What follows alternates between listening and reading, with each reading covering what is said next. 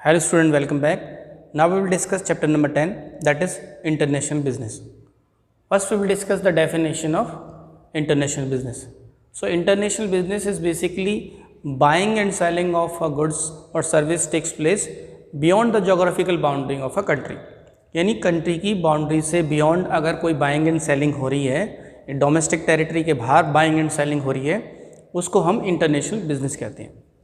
So beyond geographical limit of the country, it means the international business has been done beyond the geographical limit of the country, and it is also called the trade between two countries. दो country के बीच में जो trade होती है उसको भी हम international business कहते हैं.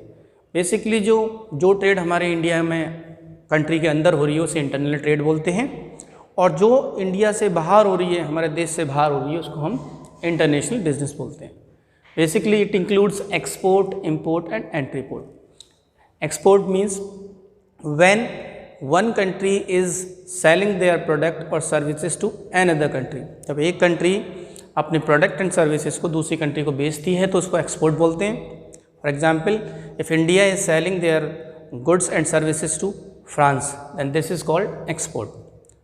Now, import. Import means when one country purchase or buy goods and services from another country. जब परचेजिंग होती है, जब चीज़ें खरीदी जाती हैं किसी एक कंट्री से, तो उसको हम इंपोर्ट बोलते हैं. For example, India buy goods from America, then that is called import. Now third is entry port. Entry port means when buying and selling takes place simultaneously. It means export भी होगा और import भी होगा.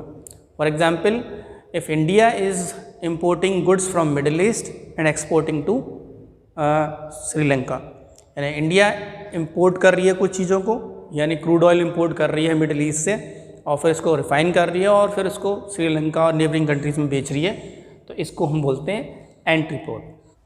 Now next topic is nature of external trade. What is the nature of external trade? So first is involvement of two countries. In external trade two countries are involve. इसमें दो country involve हो जाती हैं, ठीक है. जिसमें buying and ceilings ये दो कंट्री के बीच में होती हैं, चाहे वो एक्सपोर्ट हो चाहे इंपोर्ट हो. यानी एक्सटर्नल ट्रेड में दो कंट्री का इन्वॉल्वमेंट रहता है. वो आपस में चीज़ें शेयर करती हैं, इंफॉर्मेशन शेयर करती हैं, गुड्स एंड सर्विसेज को परचेज करती हैं और करेंसी एक्सचेंज करती हैं, ठीक है. Number 2, payment in foreign currency. और जितनी भी एक्सटर्नल ट्रेड होती हैं उसमें हमेशा फॉरेन करेंसी में पेमेंट करा जाता है. अगर आप एक्सपोर्ट कर रहे हैं कोई भी सामान तो वो आपको रुपीज़ में, आपकी करेंसी में, यानी India is exporting goods to America, then America will pay in rupees. America हमें रुपये में पे करेगा. ऑन द अदर हैंड, अगर हम उससे परचेज कर रहे हैं यानी इंपोर्ट कर रहे हैं तो हमें उसे डॉलर्स में पे करना पड़ेगा.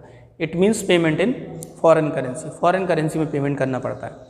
तो दो एक्सटर्नल ट्रेड के दो जो नेचर हैं, पहला है इन्वॉल्वमेंट ऑफ टू कंट्रीज़, दो कंट्रीज़ में इन्वॉल्व होती हैं, और सेकंड पेमेंट हमेशा फॉरेन करेंसी में होता है. Now next topic is problem of international business. Problem बताई जाती हैं इसमें. इंटरनेशनल बिजनेस जब करा जाता है तो इतना आसान नहीं है इसको करना, उसमें कहीं ना कहीं प्रॉब्लम्स भी आती हैं. For example, first is legal procedure.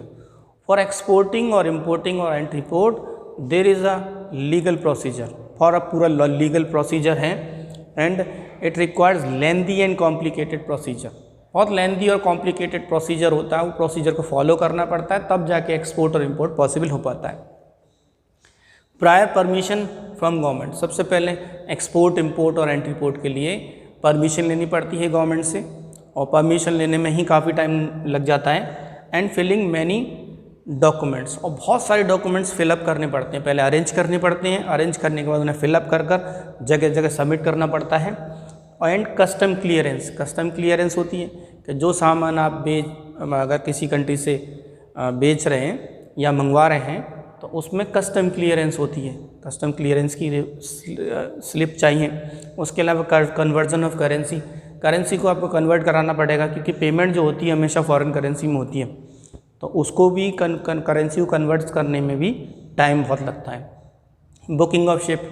Ship की बुकिंग करनी है आपको सामान भेजना है एक कंट्री से दूसरी कंट्री में, शिप के द्वारा भेजेंगे. उसको बुकिंग करनी पड़ेगी। All these are time consuming activities, ये सारी टाइम कंज्यूमिंग एक्टिविटीज़ हैं, यानी बहुत लीगल प्रोसीजर फॉलो करने के बाद एक्सटर्नल ट्रेड पॉसिबल हो पाती है। Number 2 is restriction. So there is restriction also, it is not free as internal trade. जैसे इंटरनल ट्रेड तो फ्री है, कहीं पे भी अपनी ट्रेड कर सकते हैं, लेकिन एक्सटर्नल ट्रेड के लिए बहुत रिस्ट्रिक्शंस हैं, ठीक है। Licence has to be obtain, licence लेना पड़ता है, export import licence, export import licence होगा तभी आप एक्सपोर्ट इंपोर्ट कर सकते हैं। And it includes many restriction, और भी कई तरह की रिस्ट्रिक्शन होती हैं, ठीक है। लाइसेंस लेने के अलावा भी कई जगह कस्टम क्लियरेंस कराना पड़ता है, बहुत सारे डॉक्यूमेंट सबमिट करने पड़ते हैं, जगह जगह रजिस्ट्रेशन फ़ीस भी सबमिट करनी पड़ती है, तब जाके इंटरनेशनल बिजनेस में एंटर कर सकती है कोई भी company. Number 3 high risk. Risk हमेशा एसोसिएटेड रहता है क्योंकि लॉन्ग डिस्टेंस कवर अप करना पड़ता है एक्सपोर्ट इंपोर्ट में, और सामान ट्रांजिट में जाता है तो कई बार वो नुकसान भी हो जाता है उसका। So long distance trade has been there in the external trade. External trade में लॉन्ग डिस्टेंस ट्रेड है। And some goods are damage in transits, और कुछ गुड्स ट्रांजिट में डैमेज भी हो जाते हैं। एंड फ्लक्चुएशन ऑफ करेंसी, कई बार करेंसी हमारी फ्लक्चुएट हो जाती है। आप जैसे पेमेंट कर रहे हैं किसी जैसे अमेरिका को पेमेंट कर रहे हैं डॉलर्स में, डॉलर्स की अगर वैल्यू बढ़ गई तो आपको ज़्यादा पेमेंट करना पड़ेगा। तो कई बार फ्लक्चुएशन ऑफ करेंसी की वजह से भी रिस्क रहता है, बहुत नुकसान हो जाता है। एंड कई बार जितने भी एक्सपोर्टर्स होते हैं उन्हें सामान बेचने के लिए अपने मैराइन इंश्योरेंस भी कराना पड़ता है, ठीक। So it means there is a degree of risk associated in external trade. External trade में हमेशा रिस्क रहता है। ना 4th is different languages. Different language में ये बताया गया है कि जब हमें एक कंट्री दूसरी कंट्री से ट्रेड करती है तो लैंग्वेज एक बैरियर बन जाता है, क्योंकि वो इतनी लैंग्वेज उनकी नहीं जानते। जो भी एक्सपोर्टर है या इम्पोर्टर है उसको कहीं ना कहीं किसी एक पर्सन की हेल्प लेनी पड़ती है जो उस लैंग्वेज को जानता है और बाकी सारी बातों को कम्युनिकेट करके बता सकता है। So trader must appoint someone who can read and understand the language. तो इसलिए ट्रेडर को कुछ ना कुछ एक ऐसे इंसान को अपॉइंट करना पड़ता है जो उस लैंग्वेज को जानता है, वो सारी चीज़ कम्युनिकेट करके बता सकता है, ठीक है। तो what are the rates of the product, और उसकी क्या क्या क्वालिटी हैं, क्या क्या फीचर्स हैं, ये सारी उनको लैंग्वेज में इंटरप्रेट करके बताता है, ठीक है। Now next is arrangement of foreign currency. और फॉरेन करेंसी अरेंज करनी पड़ती है क्योंकि basically payment must be done in foreign currency, foreign currency में पेमेंट करना पड़ता है। So for making payments of import का पेमेंट करने के लिए importer has to arrange currency, importer को करेंसी अरेंज करनी पड़ती है। And it is also a lengthy process, बहुत लेंदी प्रोसेस होता है फॉरेन करेंसी को कन्वर्ट करना। फॉरेन एक्सचेंज में जाके परमिशन लेनी पड़ती है, उन्हें कन्वर्ट कराना पड़ता है, काफ़ी टाइम समय लग जाता है इसमें, ठीक है। तो these are 5 problems of international business. Now the next topic is reasons for international business. It means why one country have trade with another country. एक कंट्री दूसरी कंट्री से ट्रेड क्यों करती है, एक्सपोर्ट क्यों करती है, इंपोर्ट क्यों करती है या एंट्रीपोर्ट क्यों करती है। तो कुछ रीजन्स हैं। पहला रीज़न है कि कोई भी कंट्री अपने आप ही सारा सामान नहीं बना सकती, चीपली सामान नहीं बना सकती, उसको कहीं ना कहीं दूसरी कंट्री की ज़रूरत पड़ती है। सो country can not produce equally well और चीपली ऑल द नीड, यानी चीपली और इक्वली वेल चीज़ों को नहीं बना सकती जिसकी उसे ज़रूरत है ना। यानी एक कंट्री की जितनी भी रिक्वायरमेंट होती है वो रिक्वायरमेंट वो पूरा फुलफिल नहीं कर सकती, इतनी इक्वली वेल और अच्छा बना नहीं सकती और ना ही चीपली बना सकती। इसीलिए उससे दूसरी कंट्री की ज़रूरत पड़ती है ताकि वहाँ से वो सामान मंगाए, चीपली सामान बनाए और उसको यूज़ करें।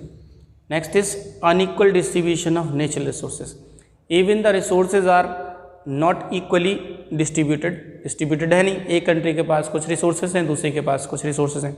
जैसे मिडिल ईस्ट के पास ऑयल फील्ड्स हैं, ठीक है, ऑयल वेल्स हैं जिसका इस्तेमाल करती है, पेट्रोलियम प्रोडक्ट बनाती है, उनकी इकॉनमी पेट्रोलियम प्रोडक्ट से चलती है। और वहीं इंडिया में हमारे में ज़मीन बहुत अच्छी है, फर्टाइल है, जिसका हम इस्तेमाल करते हैं, ठीक है। तो किसी कंट्री के पास कुछ नेचुरल रिसोर्सेज है, किसी के पास कुछ नेचुरल रिसोर्सेज है, और डिफरेंट कंट्रीज़ के पास अलग रिसोर्सेज होने की वजह से उनको कुछ ना कुछ चीज़ों की ज़रूरत पड़ती है, जिसके लिए एक कंट्री दूसरी कंट्री से वो प्रोडक्ट मंगाती है या एक कंट्री दूसरी कंट्री को भेजती है ताकि उससे कुछ और मंगाए। Number third, availability of different factor of production. So different factor of production की availability like land, labour, capital, entrepreneurs, ये अलग अलग अरेंजमेंट हर कंट्री में अलग अलग होते हैं। किसी के पास ज़मीन का बहुत बड़ा हिस्सा है, किसी के ज़मीन का हिस्सा बहुत कम है, किसी के पास अबंडेंट सप्लाई ऑफ लेबर है, लेबर इंटेंसिव टेक्निक का इस्तेमाल होता है, कहीं कैपिटल इंटेंसिव टेक्निक का इस्तेमाल होता है। तो डिफरेंट फैक्टर्स ऑफ प्रोडक्शन होने की वजह से एक कंट्री कुछ सामान अच्छी तरह से बना पाती है, कुछ प्रोडक्ट बना पाती है और कुछ नहीं बना पाती। जो नहीं बना पाती हैं वो उस कंट्री से चीपली और इक्वली वेल चीज़ों को खरीद लेती हैं। ठीक है, तो इसी तरह से ही काम चलता है। Number fourth is difference in labour productivity. फिर डिफरेंस इन लेबर का डिफरेंस आता है। कोई लेबर बहुत कम पैसे में चार्ज काम कर लेता है, कोई ज़्यादा पैसे में करता है। उसके अलावा प्रोडक्टिविटी, प्रोडक्शन किसी में बहुत ज़्यादा अच्छी हो रही है, किसी में कम हो रही है, किसी में लेबर इंटेंसिव टेक्निक का इस्तेमाल हो रहा है, किसी में कैपिटल इंटेंसिव टेक्निक का इस्तेमाल हो रहा है।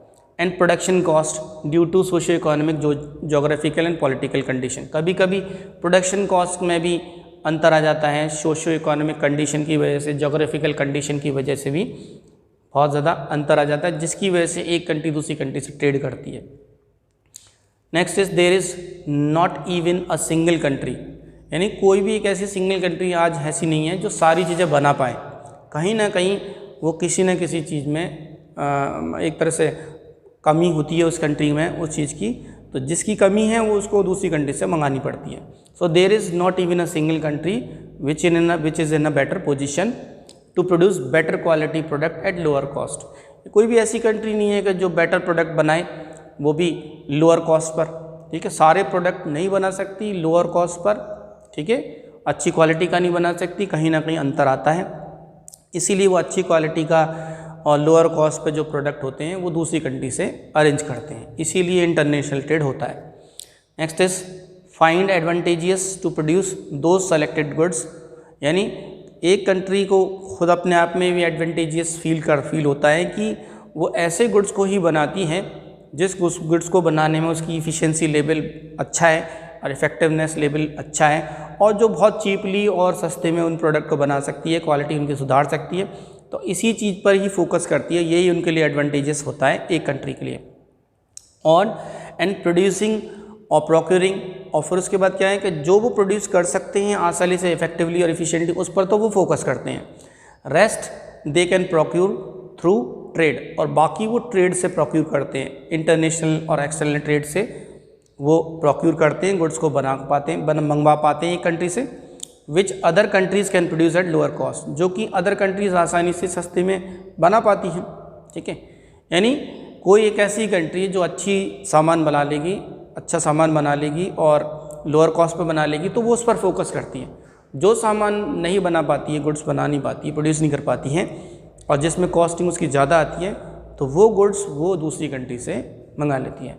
तो यही कुछ रीजंस हैं जिनकी वजह से इंटरनेशनल ट्रेड करा जाता है। दो कंट्री के बीच में इक्वली इम्पोर्टेंट गुड्स नहीं बना पाती, इसलिए दूसरी कंट्री से खरीदती हैं। उसके अलावा नेचुरल रिसोर्सेज सबके पास एक जैसे नहीं है, जिसके पास हैं वो सामान को सस्ते में चीपली और अच्छा बनाता है, तो उससे खरीद लेते हैं। उसके बाद फैक्टर ऑफ प्रोडक्शन की बात आती है। फैक्टर ऑफ प्रोडक्शन में भी किसी कंट्री में फैक्टर ऑफ प्रोडक्शन है, किसी में नहीं है, तो ये भी एक डिफरेंस आ जाता है। इसी वजह से इंटरनेशनल ट्रेड होती है। ठीक है, so these are basically the reasons of international trades. Thank you.